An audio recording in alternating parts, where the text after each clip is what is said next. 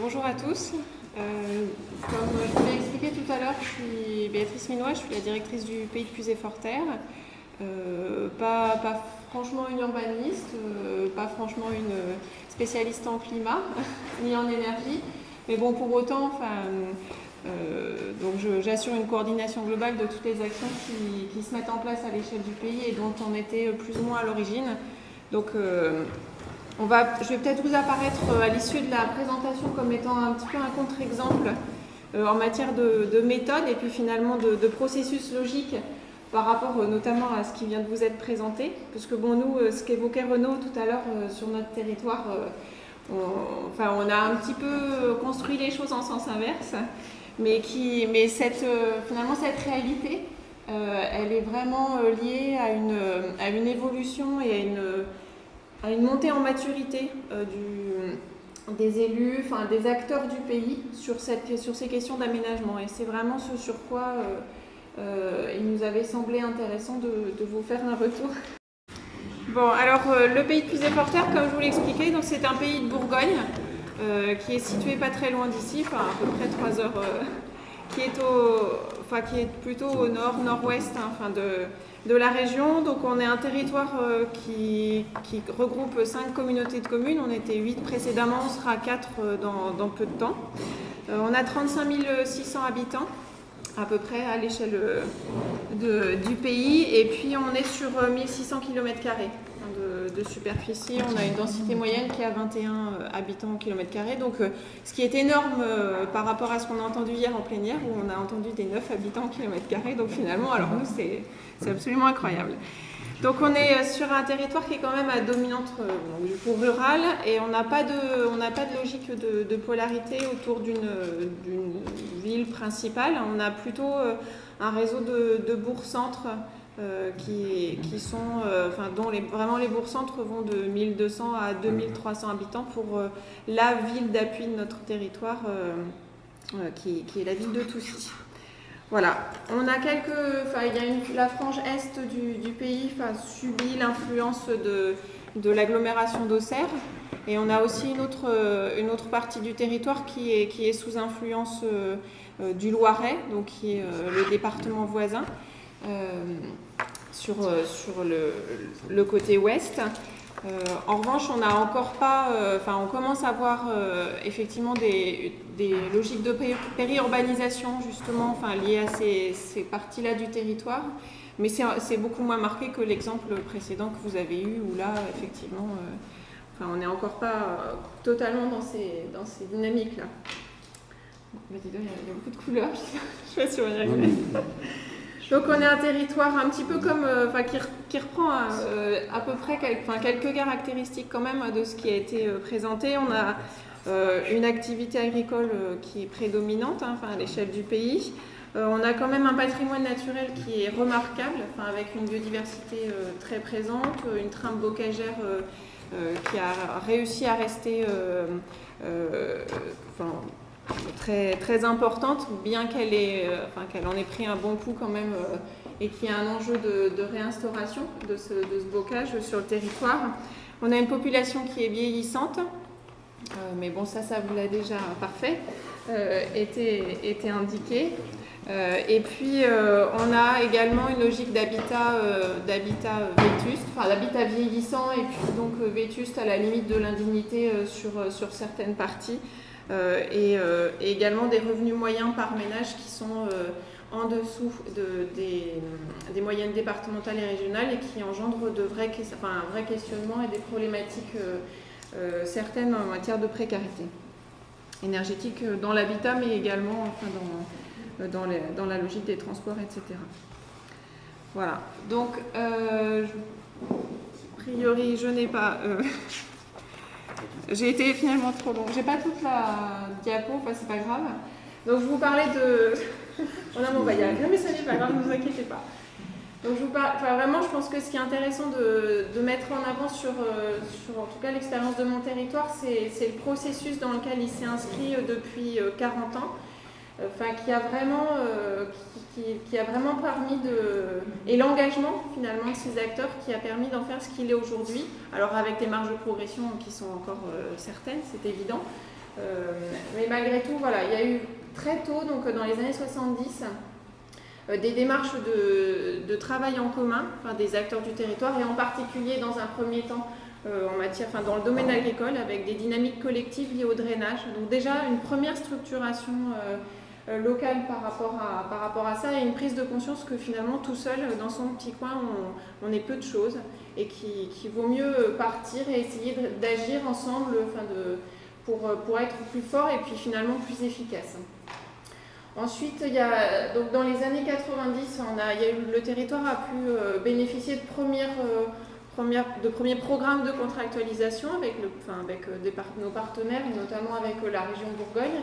Et ça les a engagés les acteurs locaux, alors les acteurs du monde agricole certes, mais les élus aussi, parce que de toute façon ils constituaient ils étaient beaucoup issus du milieu agricole également à cette époque-là. Mais également d'autres acteurs associatifs dans les domaines du tourisme par exemple.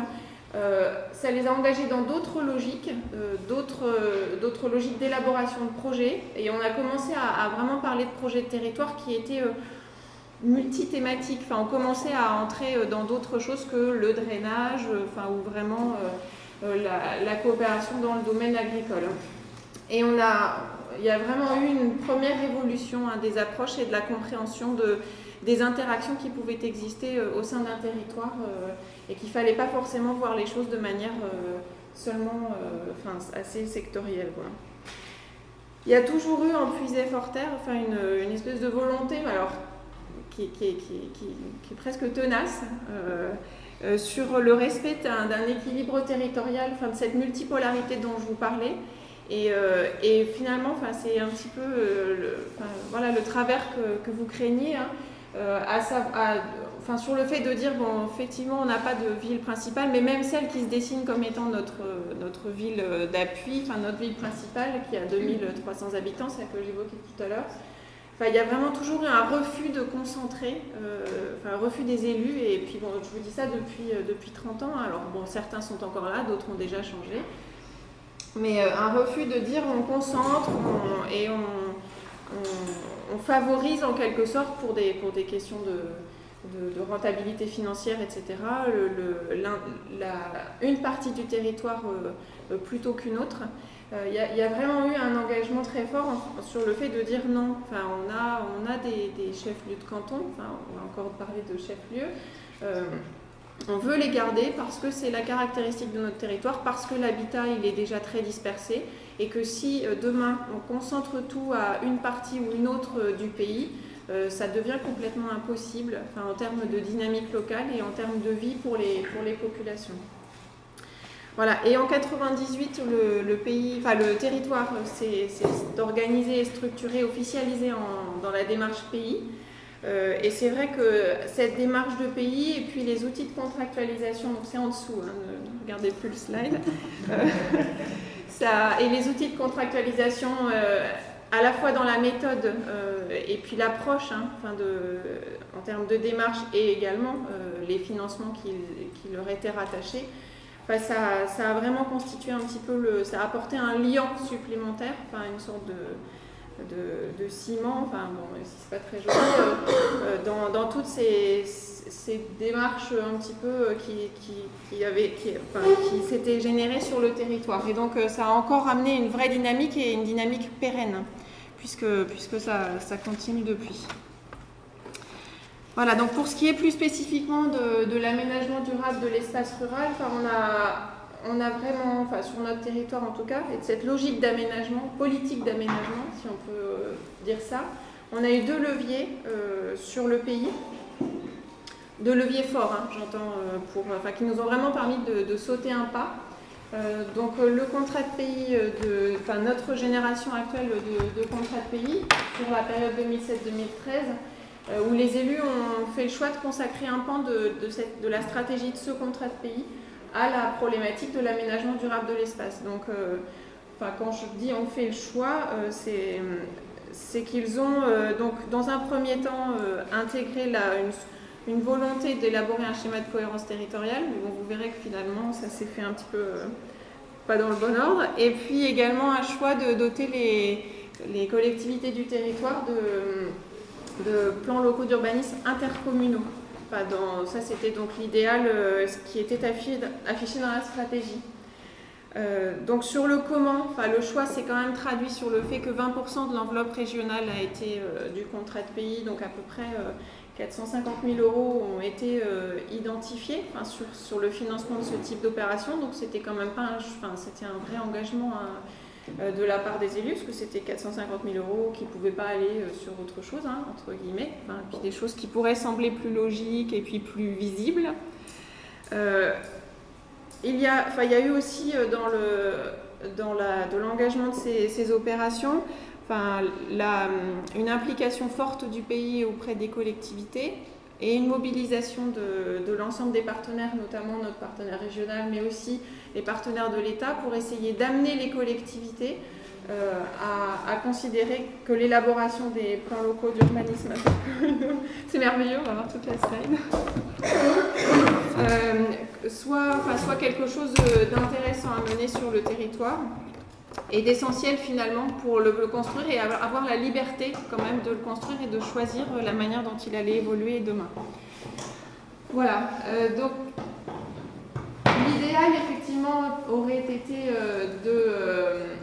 de démarrer par un schéma de cohérence territoriale à l'échelle du pays, pour ensuite trouver sa traduction au sein de plans locaux d'urbanisme intercommunaux. Bon, alors parfois il y a l'idéal et puis après il y a la réalité. Donc en Puisé-Forterre, mais là on retombe vraiment sur ce qui a été évoqué, hein, de la question de la culture des territoires par rapport à ces logiques d'aménagement.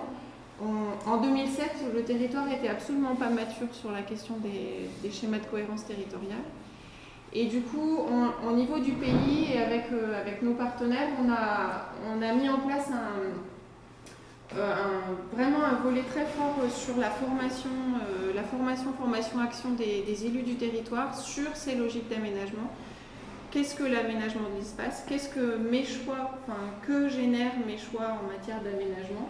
Et comment est-ce qu'un document d'urbanisme peut m'aider à justifier mes choix, à comprendre mes choix, puis finalement à mieux organiser mon territoire. Et donc là, on partait de loin quand même. Hein. Mais on partait de loin parce que, comme exposait Renaud tout à l'heure, on est entouré de champs. Quand on sort des bourgs ou même de nos centres de village, il y a des champs tout autour. Hein. Donc, on n'a vraiment pas le sentiment qu'on a des champs tout autour, c'est quand même plutôt joli. On n'a pas le sentiment qu'il y a un enjeu très fort de maîtrise de l'étalement. Voilà, c'est pas quelque chose qui saute aux yeux quand on y habite et qu'on n'a pas vraiment une connaissance de tout ça. Donc il a fallu faire un gros travail d'information, de sensibilisation de l'ensemble des élus du territoire et des acteurs. Donc à N+4, donc du coup vous aurez compris que finalement on a commencé par les PLU intercommunaux. C'est pas très logique, mais bon, voilà. Donc aujourd'hui on a 4 PLU intercommunaux en cours d'élaboration avec une phase PADD validée ou en passe de lettres. Donc ça représente à peu près 65% de taux de couverture du territoire. On a 10 PLU communaux qui sont en cours d'élaboration à l'échelle d'une communauté de communes qui n'a pas souhaité partir sur l'élaboration d'un PLU intercommunal, mais qui en amont a élaboré un schéma d'aménagement du territoire qui permet quand même de donner un socle, une base stratégique dans l'élaboration de l'ensemble de ces flux communaux. Donc c'est bien aussi. Et à l'issue de... la fusion des collectivités sur le territoire conduira à la fin de l'année prochaine à une extension finalement des PLU intercommunaux en cours à l'ensemble du territoire du pays. Donc fin 2014, on devrait avoir un taux de couverture intégral en documents d'urbanisme sur le territoire. Et puis finalement, comme les acteurs du pays et puis les élus ont vu que c'était finalement pas si horrible que ça, et que c'était pas si enfermant, et puis finalement que la logique de privation de liberté, elle n'était pas si violente que ça quand vraiment on s'intéressait à ce que ça pouvait permettre et qu'on le comprenait. En fin d'année dernière, les collectivités, le syndicat de pays de Puisé-Forterre a pris la compétence élaboration d'un SCOT à l'échelle de son territoire, enfin, à l'exception de trois communes sur les 67. Et puis aujourd'hui, le pays s'est engagé dans l'élaboration d'un schéma de cohérence territoriale. Donc là, on en est au lancement du marché, donc on n'en est pas du tout au stade qui vous a été présenté. Donc a posteriori, ça c'est vraiment, mais on l'a déjà évoqué, mais franchement c'est essentiel que chacun dispose d'un socle commun et vraiment très solide. Enfin, c'est pas une réunion, une fois pour dire qu'est-ce que c'est qu'un flux, qu'est-ce que ça vous apporte, qui peut nous laisser penser qu'on a donné les clés et puis après c'est parti, on y va, c'est bon, tout le monde a compris, on est bon, on va faire quelque chose de bien. Non, c'est vraiment donner un message, le donner régulièrement, le transmettre tout au long de la démarche et pas vraiment, encore une fois, Renaud, je vais vraiment penser que... Ouais, non, mais il y a des jours comme ça. Voilà, il y a vraiment une logique de processus en continu, quitte à avoir le sentiment que parfois on est redondant et quitte à peut-être avoir le sentiment parfois d'ennuyer les interlocuteurs et les personnes avec qui on travaille. C'est absolument essentiel pour garder un niveau de connaissance continu, pour l'actualiser et puis aussi pour ne pas perdre les gens en route, quoi, parce que ce sont des démarches qui sont longues. Il faut vraiment réussir à créer une relation partenariale en continu nous, notamment entre le pays et les collectivités, puisque c'est par le biais du contrat de pays finalement qu'on a réussi à insuffler un petit peu cette dynamique sur le territoire. Et puis, il faut que cette relation partenariale, que ce soit le pays ou un organisme du territoire un peu autre, extérieur, elle soit continue, et là encore tout au long de la démarche, pour sans cesse repositionner le questionnement à une échelle qui dépasse l'échelle communale, intercommunale. Parce qu'il y a nécessairement des interactions et des choses qu'on ne prend pas forcément en compte quand on est dans sa réalité de terrain, et ce qui est complètement humain, et qui sont... les territoires, on n'est pas... les habitants, quand ils prennent leur voiture, forcément, ils dépassent à un moment ou à un autre leur périmètre de vie, que ce soit pour le motif du travail, mais aussi des loisirs, etc.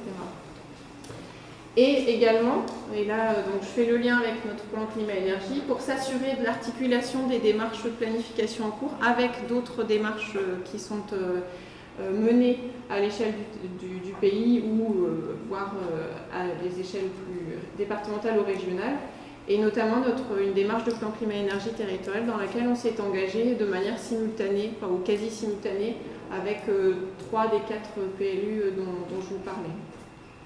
Donc quand je dis suivi en continu du pays, c'est-à-dire que la chargée de mission plan climat-énergie est un partenaire des collectivités, participe à l'élaboration des cahiers des charges de consultation, et intervient très en amont, même très en amont sur de l'information préalable même au lancement du marché, sur les enjeux climatiques et énergétiques qui concernent le territoire et la manière dont il est possible de les prendre en compte dans le cadre des démarches de PLU interco. Vous avez un plan à l'échelle du pays? Voilà, donc effectivement, on a donc en 2009, c'était bon, je vous ai pas fait des petits carrés, des petites flèches, je suis désolée, mais du coup, second levier qui a été ce que je vous évoquais quasiment en simultané, c'est qu'en 2009, donc, le pays a répondu à un appel à projet lancé par l'ADEME et la région Bourgogne pour l'élaboration d'un plan climat-énergie territorial volontaire, puisque c'est ce qui avait été évoqué par l'un d'entre vous, à l'échelle du territoire. Donc, dans la mesure où on était ce qui était bien, c'est qu'on était effectivement dans une on tombait plutôt pas mal au niveau des démarches et des calendriers de chaque démarche. Donc, dès le lancement de ce plan climat-énergie, on a identifié au niveau du pays une chargée de mission spécifiquement dédiée à cette question, qui a permis de conduire l'élaboration du plan climat, mais aussi d'intervenir, ce que je vous évoquais tout à l'heure, de manière très régulière au sein des collectivités de notre pays sur ces questions-là. Donc on avait dégagé à l'issue de notre diagnostic des émissions de gaz à effet de serre 3 secteurs principalement émetteurs, transport et déplacement, habitat, activité agricole. Alors ils sont pas organisés en termes d'importance d'émissions. Mais bon, on a l'activité agricole en premier, mais ce qui tient au fait que c'est une caractéristique très forte de notre territoire, donc on est assez logique là-dessus. Ensuite, on a l'habitat qui renvoie à la vétusté du parc dont je vous parlais tout à l'heure. Et également transport et déplacement, puisque sur le territoire, compte tenu de son caractère extrêmement diffus, d'un habitat très diffus et de sa multipolarité, on a une ultra-dépendance à l'utilisation des voitures pour énormément de déplacements, évidemment domicile-travail, mais aussi pour beaucoup de déplacements liés à des pratiques de loisirs, etc. Et bon, alors les élus, là, j'ai rappelé les engagements qui sont les mêmes que pour tout le monde.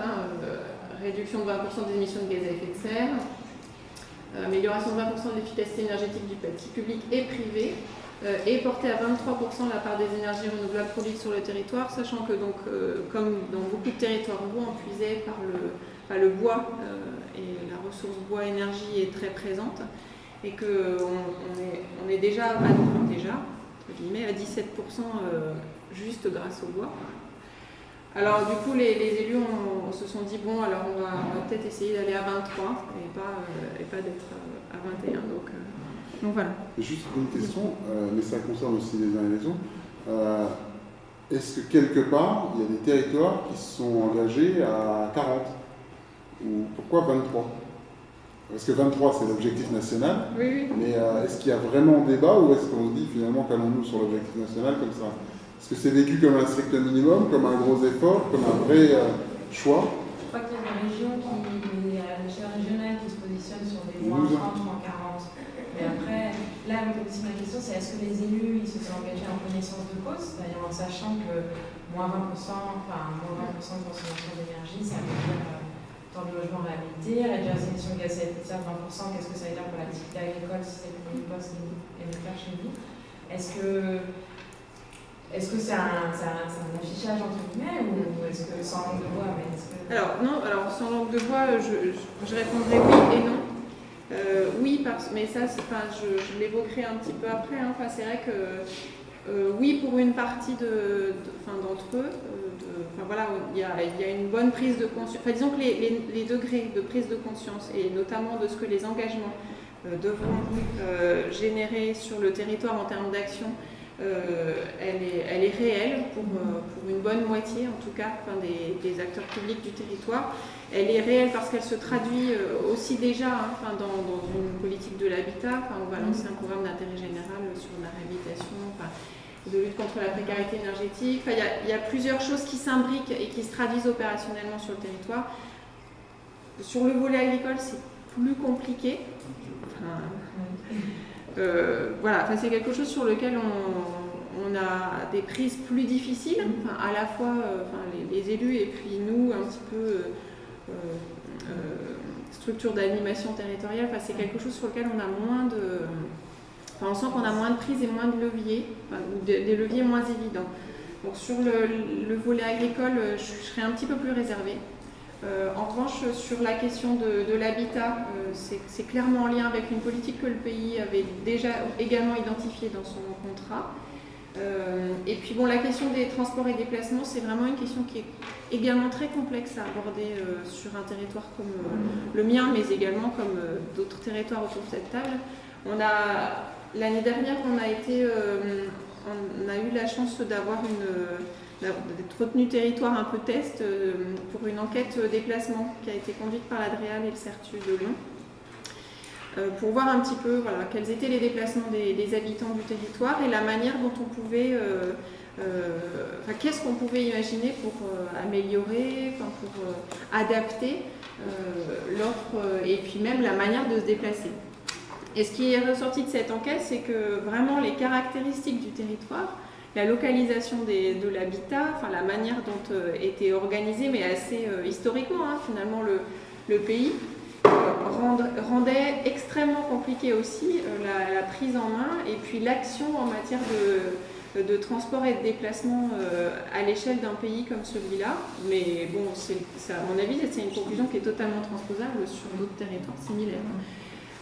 Parce qu'il y a une hyper dépendance à la voiture et que même en imaginant la mise en place de transport à la demande, la mise en place d'arrêts, d'un réseau beaucoup plus fin, de transport collectif, et encore que, il est quand même, ça ne répondrait que très partiellement à cet enjeu de diminution et que c'était extrêmement complexe à saisir.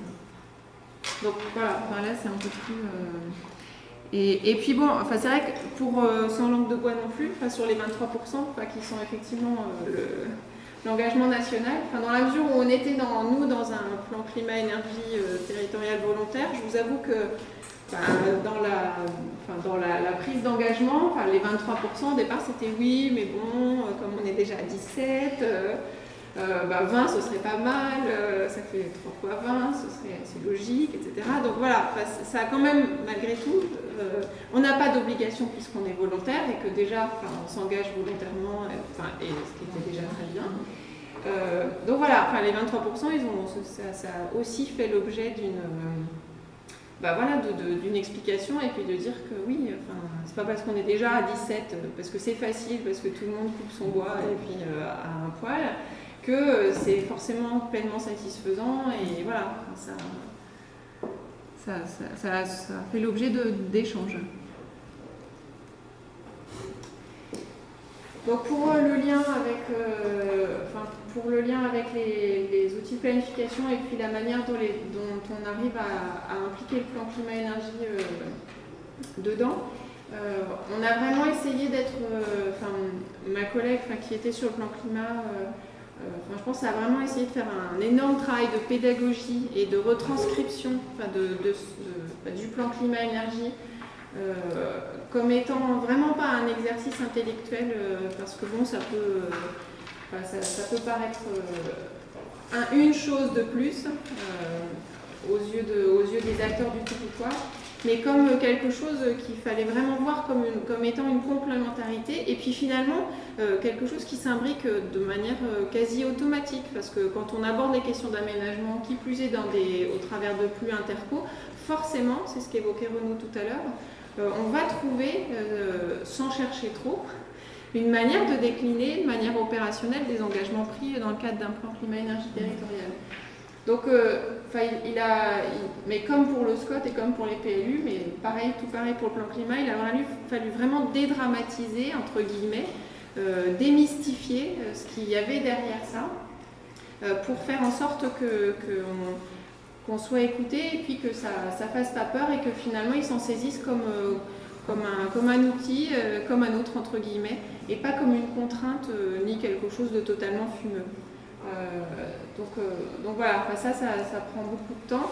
On a fait beaucoup il y a eu quasiment 1 an de concertation, alors assez avec les ateliers thématiques, les réunions publiques, l'élaboration d'un livre blanc qui reprenait l'intégralité des échanges lors de ces réunions thématiques, de partage de diagnostics, etc., que ma collègue est allée diffuser auprès de chaque collectivité, est allée exposer auprès des élus du territoire, sur la forme, pas juste dire voilà, ça se décompose comme ça, il y a 6 axes, il faut faire ça, il faut faire ça, mais vraiment sous forme d'échange assez informel pour soulever cette question du climat et de l'énergie dans notre territoire et voir un peu encore les freins qui pouvaient ressortir et faire se rencontrer les idées et puis surtout échanger et démystifier vraiment.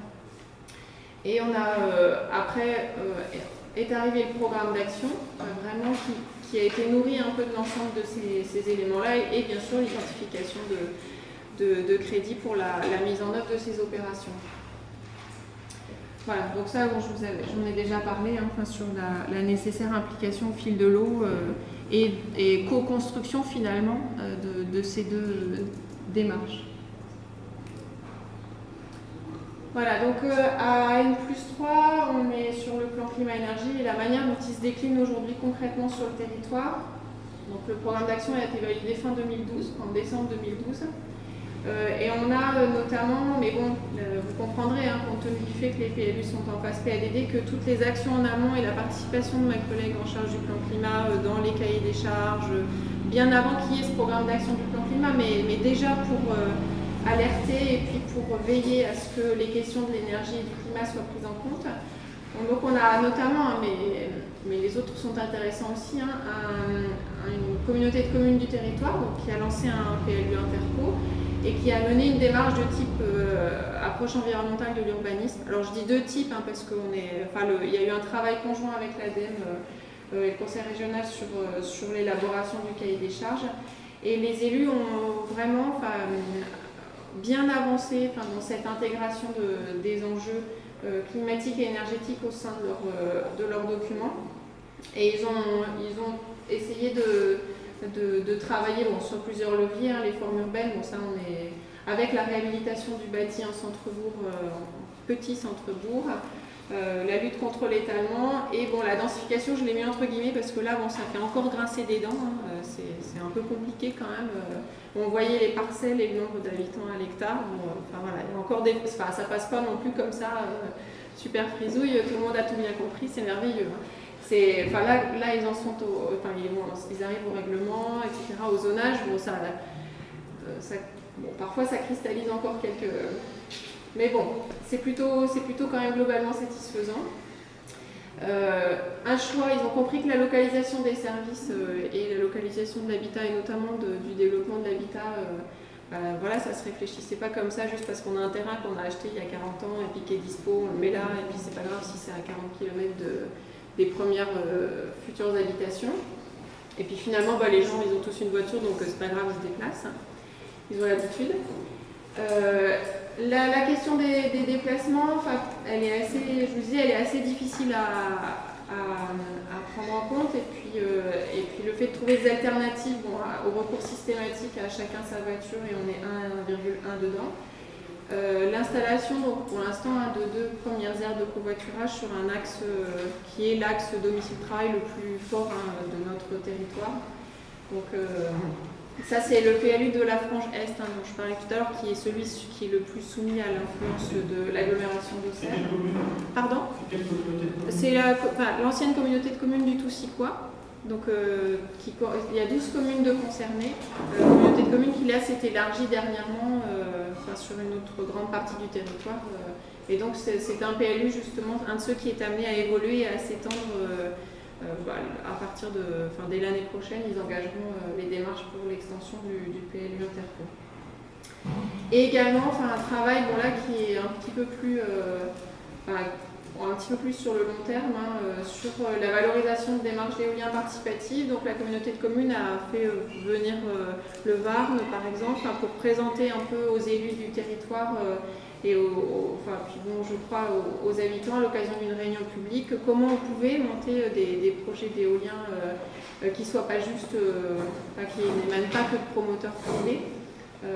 Là, il n'y a rien d'engagé sur le territoire. Pour autant, la communauté de communes dit qu'elle a ressenti une vraie dynamique et puis une oreille attentive sur le pays. Et il y a une chargée de mission environnement au niveau de la communauté de communes dont c'est un des axes de travail, le fait d'essayer d'aller plus sur cette thématique-là.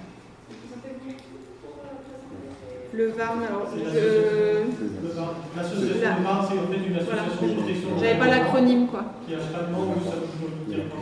Ah d'accord, je savais tout, c'est pour ça que j'aurais été. C'est la valorisation de la recherche en environnement de l'Ernest. En fait, c'est une association qui est à cheval sur Lyon et la Nièvre, et qui notamment est à l'origine d'un projet participatif d'éolien à Clamecy-Oisy, qui sont deux communes du nord de la Nièvre, près de... Oui, juste à côté d'une partie de la Forterre. Et donc ils ont eu l'idée que finalement un parc éolien pourrait être plutôt une affaire des communes, des collectivités locales et des citoyens. Ils organisent notamment des investissements par des clubs d'investissement en énergie renouvelable, citoyenne, les CIRC, et donc avec l'idée que comme ça les retombées financières, donc déjà toute la gestion du parc et la transparence et tout ce qu'on reproche finalement au parc qui appartiennent à des grandes multinationales et qui sont une sorte d'investissement extérieur, une sorte de colonialisme sur les territoires ruraux. Eux, ils ont dit on ne veut pas ça, on veut un véritable investissement par les forces vives du territoire qui vont du coup bénéficier pas seulement d'un petit dividende de taxes, mais directement de l'ensemble des retombées économiques du parc. Oui, puis il y a, bon, effectivement, voilà, c'est très très bien résumé. Ce que souhaitait la communauté de communes, et enfin, ce qu'elle souhaite en tout cas en demandant, enfin, en identifiant sa chargée de mission sur le suivi, puis peut-être un petit peu mettre en place un terreau favorable à ce genre de choses, c'est pour éviter, pour favoriser la compréhension, l'information, la sensibilisation des habitants sur ces logiques-là. Et puis, si un projet doit voir le jour, qu'il soit le plus compris, le plus approprié possible, et que finalement, enfin, voilà, ça soulève moins de réticence, ou le moins de réticence possible, si toutefois il devait y en avoir voilà, sur des territoires de cette partie du pays.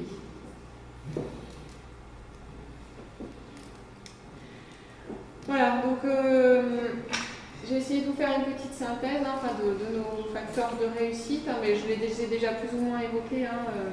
Donc bon, nous, sur notre territoire, en tout cas, compte tenu de ces caractéristiques, c'est vrai que la planification, les outils type PLU Interco, c'est vraiment quelque chose qui est à promouvoir parce que justement, il y a forcément des interactions, etc.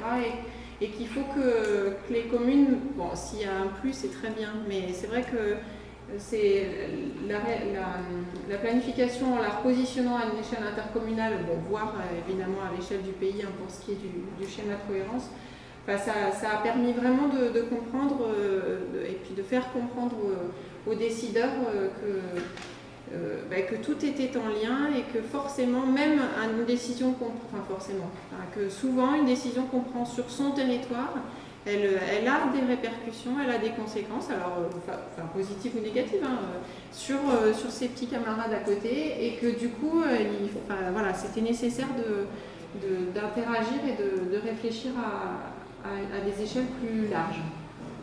La culture commune et homogène, alors ça, je ne reviendrai pas dessus, mais c'est absolument essentiel.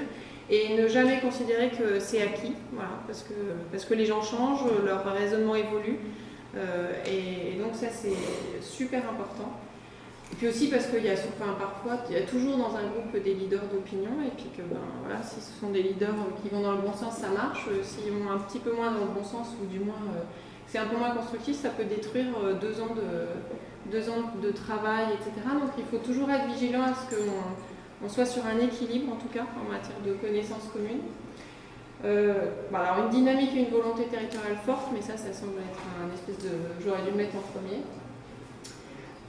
L'essentiel aussi, c'est d'avoir toujours dans la démarche de plan climat-énergie une personne identifiée et puis une animation en continu. C'est pour pas qu'on comprenne le truc en 2010 et puis qu'on se dise c'est bon, là ils l'ont pigé, et puis qu'après il se passe plus rien, ils entendent parler de ce que c'est que le plan climat, etc. C'est important de toujours renouveler les informations et puis faire vivre la démarche de plan climat pour être sûr qu'elle soit toujours prise en compte et puis que les gens ne s'essoufflent pas et l'oublient quelque part. Et puis vraiment, voilà, la concertation, sortir ce travail voilà, c'est pas juste un petit travail, on n'est pas un club plan climat entre initiés, il faut essayer de le partager le plus largement possible, parce qu'on a parlé des choses les plus fortes sur l'aménagement, etc., mais il y a aussi des choses dont on peut se saisir tout un chacun, qui ont été évoquées hier, et qui font aussi partie de l'action du plan climat. Alors les points de vigilance, les durées d'élaboration de ces démarches-là, on l'a déjà un peu évoqué. Vous l'évoquiez, monsieur, également tout à l'heure, à l'occasion du PADD qu'on valide, on valide vraiment les choix politiques des élus. On se dit voilà, on veut faire ça, on veut le faire comme ça, etc. Et puis après, 1 an après, arrive le travail, à peu près, sur le règlement, le zonage. Et là, soit on est confronté en se disant mais comment c'est possible, j'ai délibéré ça, et là c'est le choc absolu, on démissionne et terminé. Soit vraiment, il faut encore là rappeler pourquoi est-ce que ces choix-là ont été validés, qu'est-ce qui a conduit à prendre ces décisions-là et à les intégrer dans un projet de développement, d'aménagement et de développement durable de son territoire, et comment est-ce qu'on les retraduit. Et bon, madame, vous parliez tout à l'heure de courage politique, et c'est vrai que de courage aussi dans la prise de décision, et c'est à ces stades-là généralement qu'on mesure le courage. Voilà, parce qu'on arrive finalement à la traduction claire, nette et précise de ce qu'on a affirmé comme étant des enjeux pour son propre territoire. Mais après, voilà, il faut l'assumer, et puis il faut être en capacité aussi après de le justifier auprès notamment de ses concitoyens, en l'occurrence.